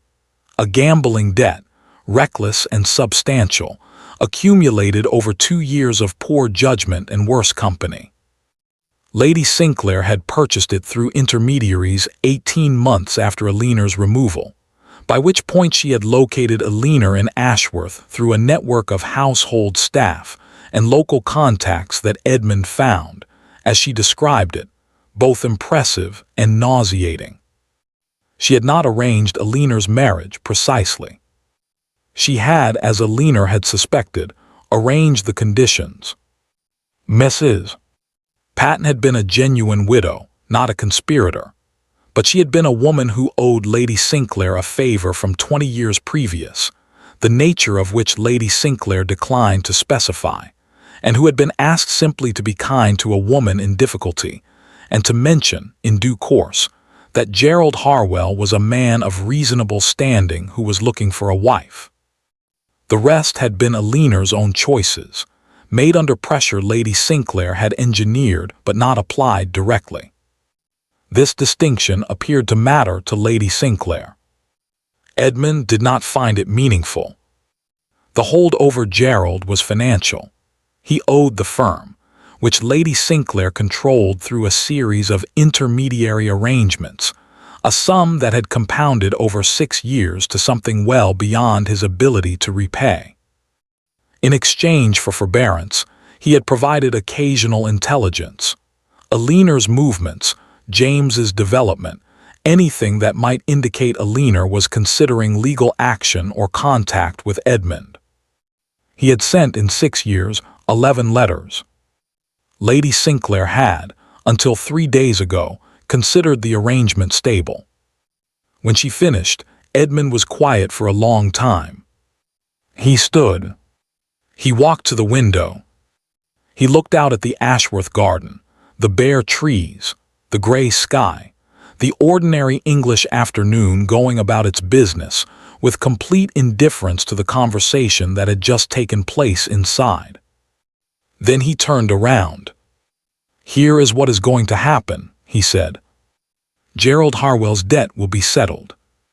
Not forgiven, settled, in full through my solicitor, with a legal instrument that releases him from all obligations to you or your firm. He will also sign papers relinquishing any claim to James, including the right to contest the boy's parentage or custody. In exchange, he will receive enough to clear his other debts and enough to leave Ashworth permanently. I will give him 1 week." Lady Sinclair opened her mouth. "I am not finished," said Edmund. "The firm will be wound up. I will handle this quietly, because a public dissolution would raise questions I prefer not to answer in a courtroom, and because the people whose money is in it are not all as culpable as you are. But it will be wound up. Within the month. Edmund, you cannot simply—" "I can," he said. "I have the documentation. I have Thomas Reeves' testimony. I have the letter analysis. I have Gerald Harwell, who will tell me everything he knows if the alternative is debtor's prison, which it is. I have enough, Mother, to ruin you publicly and completely. I am choosing not to do that." He paused. "Not because you don't deserve it, but because James does not deserve to grow up knowing his grandmother was exposed in a public scandal, and because Elena has had enough of other people's choices made on her behalf, and because I am tired, I am profoundly, irreversibly tired of this family treating people as pieces to be moved." Lady Sinclair sat very straight. Her hands were folded in her lap. Her face was composed in a way that took, Edmund could see, considerable effort. "And me," she said finally. "What happens to me?" Edmund looked at her for a moment. This woman who had made him, who had taught him to be precise and disciplined and unsentimental, who had loved him in her way, he did not doubt that, even now, even here, and who had used that love as the justification for something that had cost Elena 6 years, and James a father, and Edmund the one part of his life that had made the rest of it feel like it was for something. "You will go back to London," he said. "You will not contact Elena. You will not contact Gerald. You will not involve yourself, directly or indirectly, in anything relating to James. If you do any of those things, any of them, I will take everything I have to the Lord Chancellor personally. Do you understand me?" A long pause. "Yes," said Lady Sinclair. Very quietly. "I understand." Edmund nodded. "You can finish your tea," he said. "Your carriage will be ready within the hour." He stood at the window and watched her carriage go down the drive, and he felt nothing for a moment. Just the particular blankness that follows the end of something large. Then he felt it. Everything he had held at bay for the duration of that conversation, controlled and set aside because control was what the moment required. It arrived all at once, not as anger but as something rawer. The 6 years. The morning in the study. Elena in the rain. James building fortresses alone in a garden, growing up in a house where someone called him boy. He stood at the window for a long time. Then he called for his coat, his horse, and he rode not to Millfield Cottage, not yet. There were things that needed to be done first, legal things, permanent things, but out onto the open road north of Ashworth, where there was no one to see him and the wind was cold and the fields went on forever in every direction. He rode for an hour. When he came back, his face was composed again. His hands were steady. He sat at the writing desk and he wrote 3 letters to his London solicitor, to a barrister he trusted, and to Gerald Harwell, and he sealed them and sent them and felt, for the first time in 6 years, that he was moving in the right direction. That evening he walked to Millfield Cottage. He knocked at the kitchen door, the back door, not the front, because the front door was Gerald's and the kitchen door was Elena's, and he was done, permanently and completely, with making the wrong choices about which doors to use. She opened it herself. She looked at him. She looked at his face, and whatever she saw there made something in her own face change. Not soften exactly, because Elena did not soften easily and he did not expect her to. But settle. The way a person settles when they have been braced for impact, and the impact has finally come, and they discover they are still standing. "It's done," she said. "It will be," he said. "Within the week. I need you to trust me for 7 more days." Elena looked at him for a long moment. Outside, from somewhere upstairs, they could both hear James singing to himself, something tuneless and cheerful and entirely his own. 7 days, she said. And she stood back from the door. Gerald Harwell read Edmund's letter twice. The first time quickly, the way a man reads something he is hoping has been misunderstood. The second time slowly, the way a man reads something when he has confirmed it has not been. The letter was brief. It outlined, in the flat, precise language of a solicitor who has been given clear instructions, the following. Gerald's debt had been purchased in full by the Duke of Harcliffe. Gerald's obligation to the Sinclair firm was therefore extinguished. In its place, Gerald was offered a settlement, a sum sufficient to clear his remaining debts and establish himself elsewhere, contingent on the signing of 2 documents. The first relinquished all parental claim to one James William Harwell. The second committed Gerald to permanent removal from Ashworth, with a radius of 50 miles, within 7 days. At the bottom, in Edmund's own hand rather than the solicitor's, was a single additional line. "If you decline, I will see you in court. You will not enjoy it. Gerald sat at his desk for a long time. He thought about the debt, which was real and substantial, and had been keeping him awake for 2 years.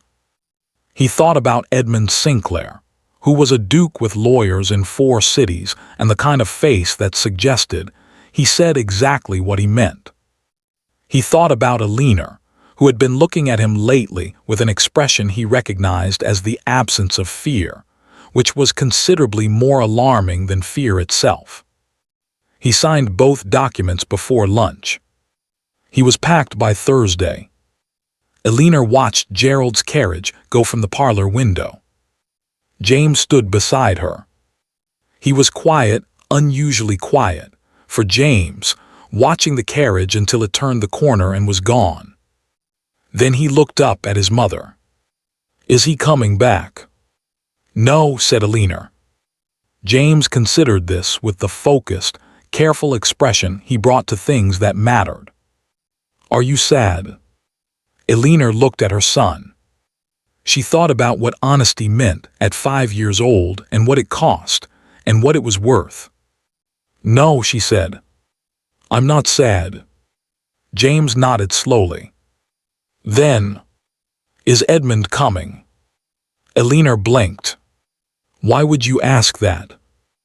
"Because he said he was going to fix it," said James, with the patient logic of someone explaining something obvious to someone who has momentarily forgotten it. "And it looks like it's getting fixed." Elena looked at her son for a moment. Then she looked out the window at the empty lane. "Yes," she said. "I think he might be." He came at 7, after James was in bed.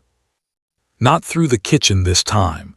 Elena had left the front door unlocked, and he had knocked once, very quietly, and she had opened it herself, and they had stood in the small entrance hall of Millfield Cottage with the fire going in the parlor behind her, and the smell of the evening meal still in the air, and 6 years of everything between them like weather. "It's done," he said. "Gerald is gone. The documents are signed. James is legally, formally, irrevocably mine. If you'll allow it." Elena looked at him. "You did all of that in 7 days." "I had 6 years of motivation." Something moved across her face, not quite a smile. Something older than a smile and more careful. She stood back from the door. He came inside. They sat in the parlor, and Edmund told her everything. The documents, the solicitor, the legal instrument that restored James's legitimacy under his father's name. He told her about his mother, not everything, not all of it, but enough. Lady Sinclair had returned to London. The firm was being dissolved. There would be no public scandal, because Elena did not need a public scandal, she needed a life. Elena listened to all of it without interrupting. This was, Edmund had remembered, one of the things he had loved about her, the quality of her attention. She listened the way she looked at things, completely, carefully, without performing a reaction before she had finished forming one. When he finished, she was quiet for a moment. Then she said, "What do you want, Edmund?" He looked at her. "I want to ask you something. And I want you to know that whatever you answer, I will respect it. James is mine. That is not conditional on anything. His name, his future, his place at Harcliffe Hall if he wants it, all of that is settled regardless of what you say to me tonight. Do you understand?" "I understand," she said. "Good," he paused. "That night, in the study, when I told you to leave, when you walked out the door, I watched you go. From the upstairs window. I don't know if you knew that." Elena was very still. "I didn't. I stood at that window for a long time after the carriage left. And I told myself I had done the right thing. I told myself that every day for 6 years. And I was wrong. I was so entirely and catastrophically wrong, and I cannot give you those years back, and I cannot undo what I did, and I know that. But I need to ask you." He stopped, looked at his hands, then at her. "Is there anything left of what we had? Is there anything I haven't destroyed?" It was not quite a question. It came out too raw for a question. Elena looked at him for a long time. The fire crackled. Somewhere upstairs James shifted in his sleep, one thump, the sound of a small boy turning over, and then silence. "I painted your portrait," she said finally. 3 years ago.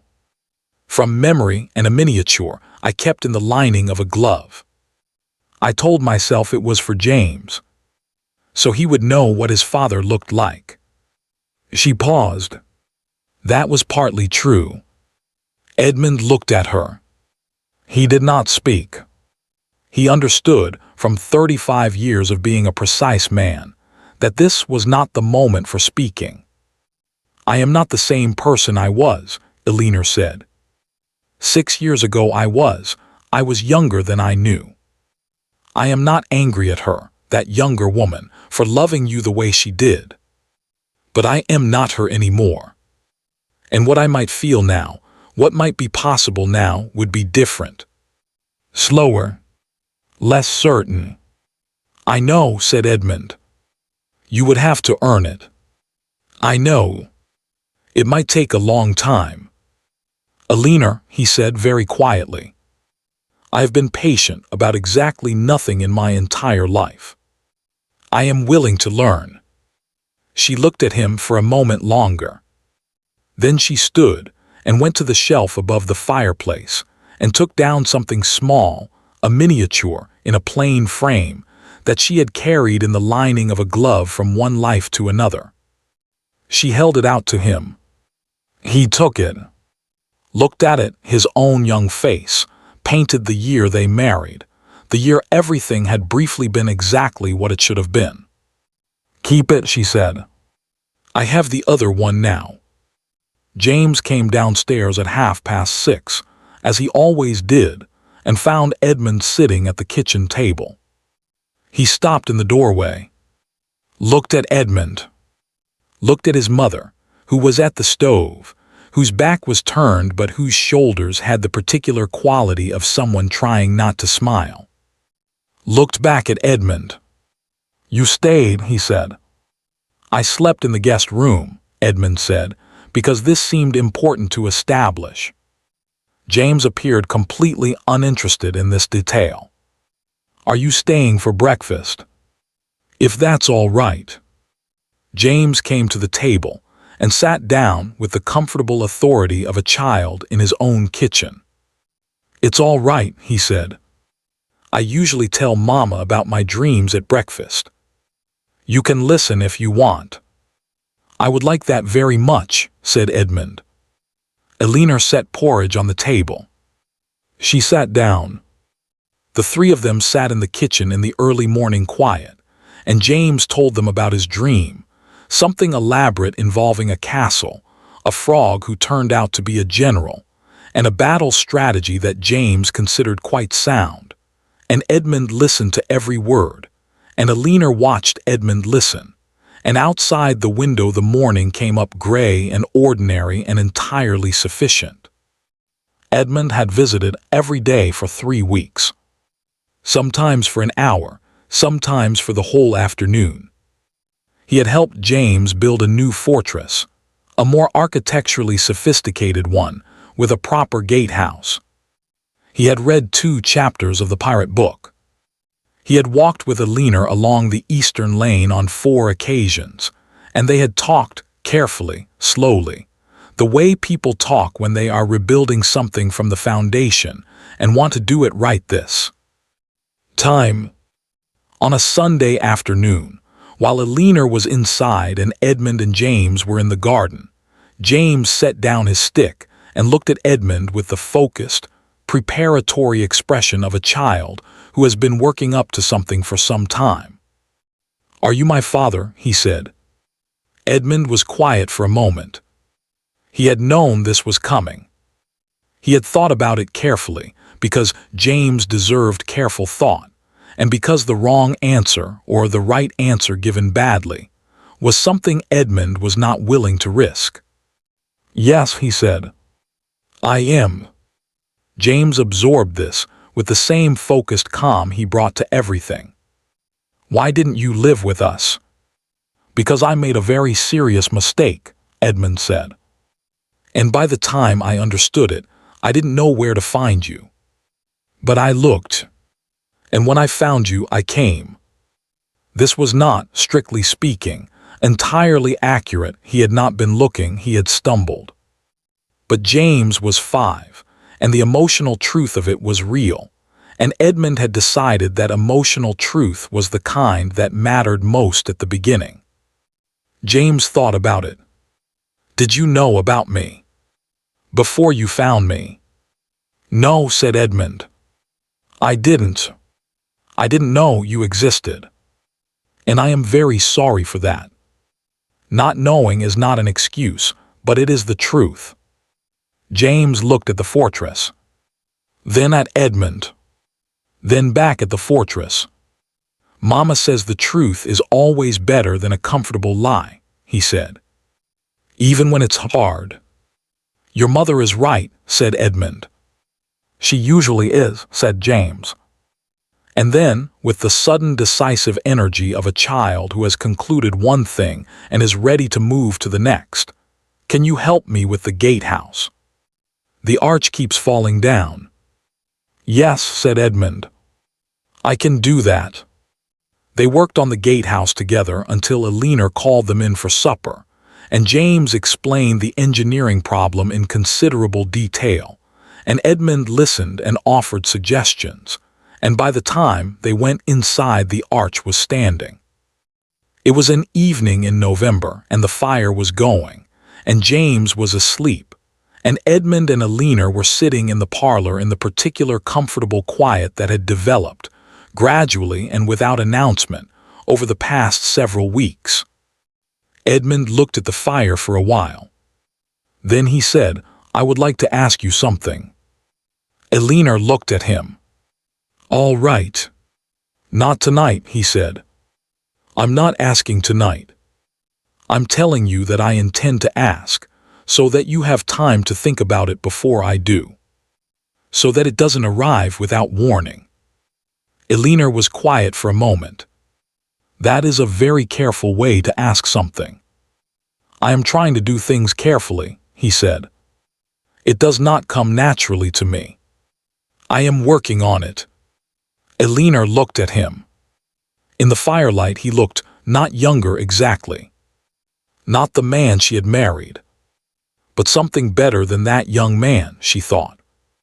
Something that had been through something, and had come out the other side of it knowing more than it had going in. "Edmund," she said. "Yes." "Ask me now." He looked at her for a moment. Then he did. She said yes. Not immediately. There was a pause, and in that pause lived 6 years and everything they had cost, and Elena sat with them and did not rush past them, because they deserved to be sat with. But she said yes.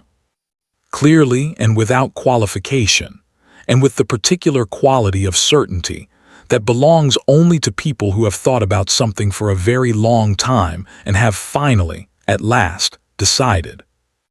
Harcliffe Hall in April was a different thing entirely from Harcliffe Hall in October.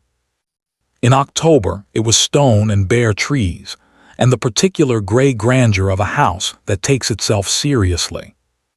In April, the gardens came alive.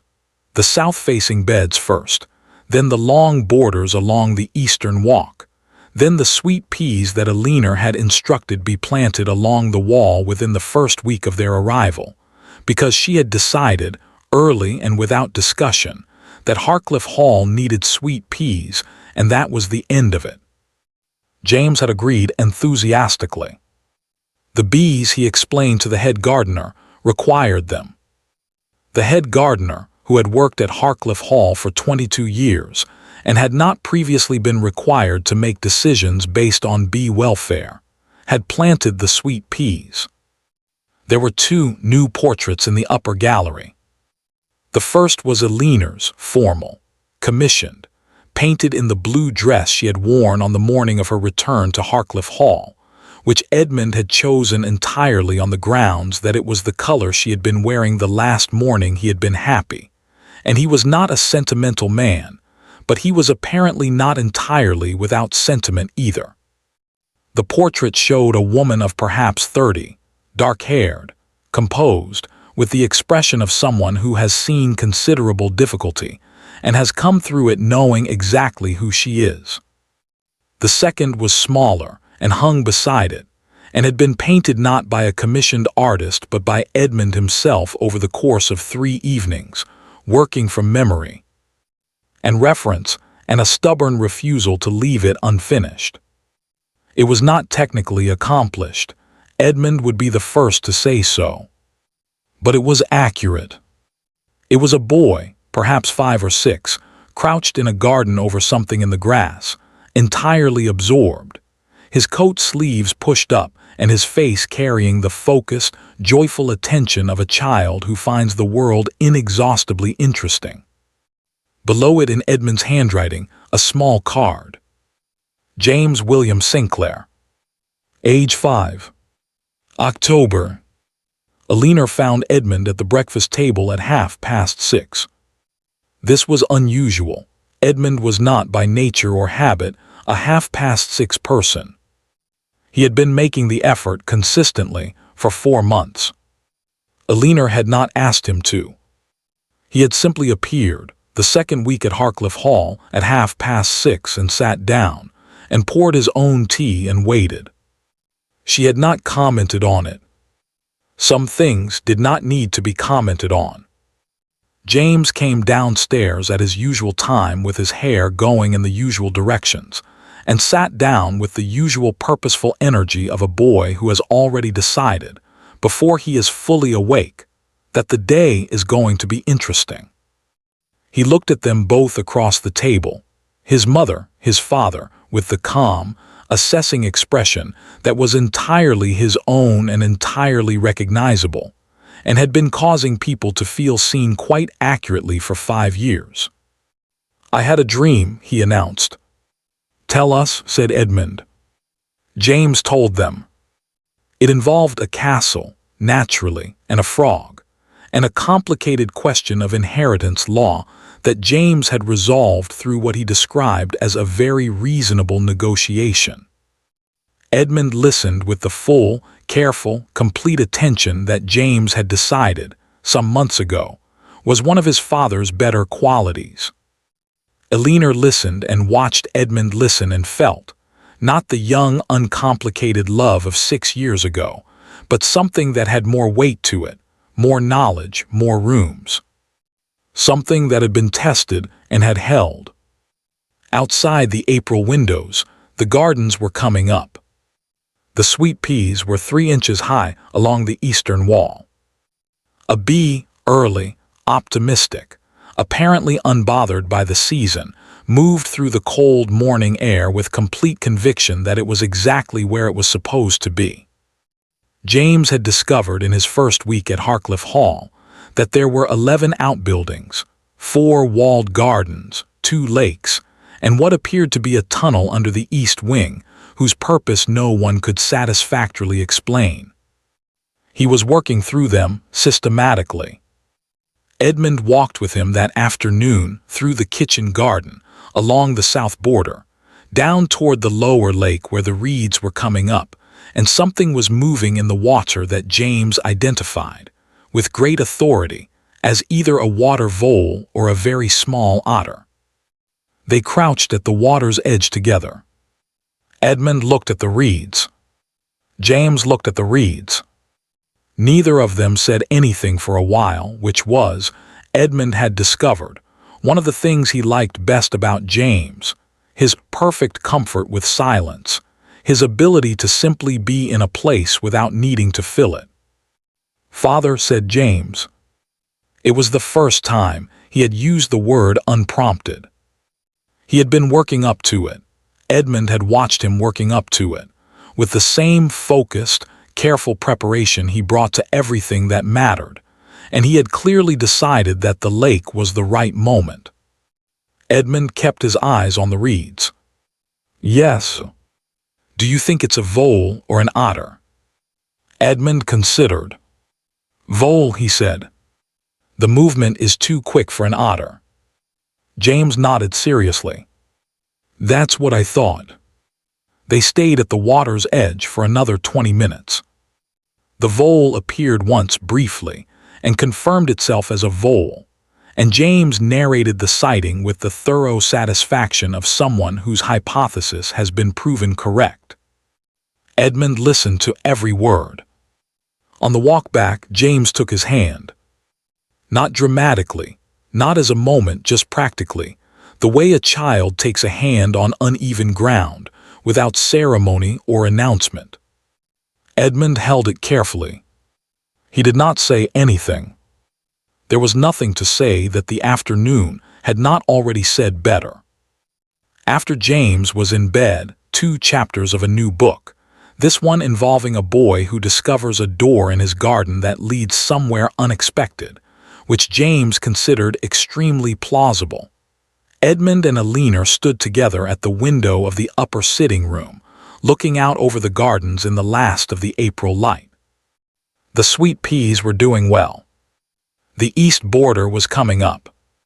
Somewhere down by the lower lake a heron stood in the reeds, with the permanent patience of a creature that has decided the best strategy is simply to outlast everything. He called me father today, Edmund said. I know, said Elena. He told me at supper.